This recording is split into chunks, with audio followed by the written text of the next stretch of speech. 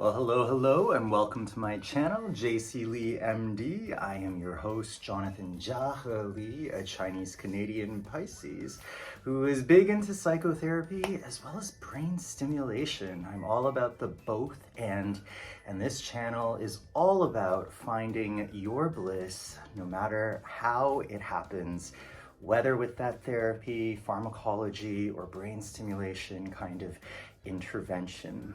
Well, today I'm really excited to talk a little bit about transcranial magnetic stimulation, or TMS for short. And this is something that I studied when I was a fellow in my 8th year of residency, or my fellowship year at the Temerty Centre for Therapeutic Brain Intervention, it's quite a mouthful, in Toronto, Ontario, where I studied under the tutelage of Drs. Daniel Bloomberger and Jeff Daskalakis. And these were the two mentors that I had in my master's program that really showed me the ropes on TMS and what it could do therapeutically for those of us who experience depression. Now, so for those of you who have never heard about TMS, TMS has been around actually for about more than 2 decades, and it involves the non-invasive delivery of electromagnetic radiation to the cortex, or the outer bark-like layer of the brain, that kind of, spindly, wrinkly kind of piece that really is involved in all of our thinking, planning, memory, cognition, and mood. And often what we're trying to do is influence that most frontal, dorsolateral prefrontal cortex, this area that is most overdeveloped in humans and that is involved in our executive functioning. A lot of times when people become depressed, when they experience anxiety, when they have ADHD, there's something that's not right up here. It's sort of gone offline a little bit. And in fact, scans of brain activity, functional MRI, PET, would suggest that in a depressed state, often in the left dorsolateral prefrontal cortex, we have a little bit of an offline of the activity. And so that kind of coincides with that outward or external symptom of the again and again depressogenic, ruminative, negativistic thought. The sort of BECK'S depressive triad of like, I'm a crummy person, the world is a crummy place, and nobody really likes me, and nothing is ever gonna get better. And as we actually start to use TMS to bring this dorsolateral prefrontal cortical activity back online, we see that ability to sort of punt away these depressogenic thoughts.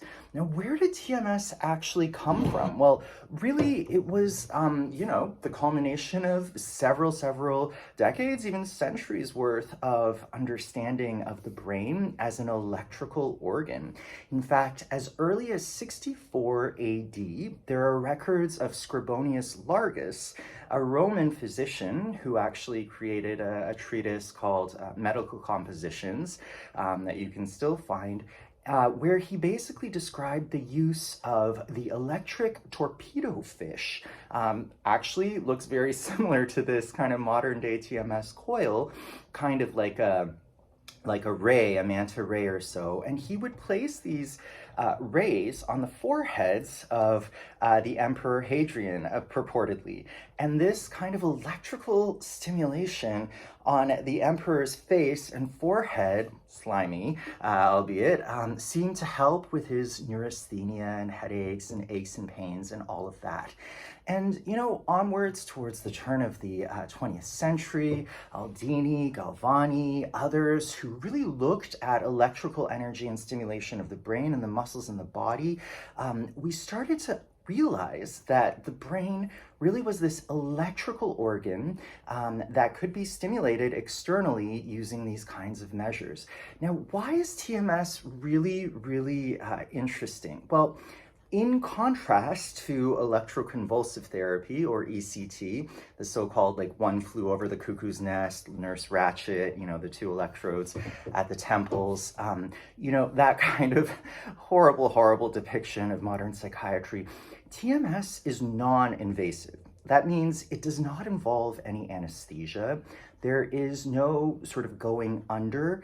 You do not go unconscious when you get TMS. It is completely voluntary. You sit upright in a chair and you're completely awake. Heck, you can watch Keeping Up with the Kardashians or, your favorite music video on your phone while you get your TMS done. And so this is a very novel intervention that does not involve any needles, anesthesia, unconsciousness, or any post-intervention monitoring.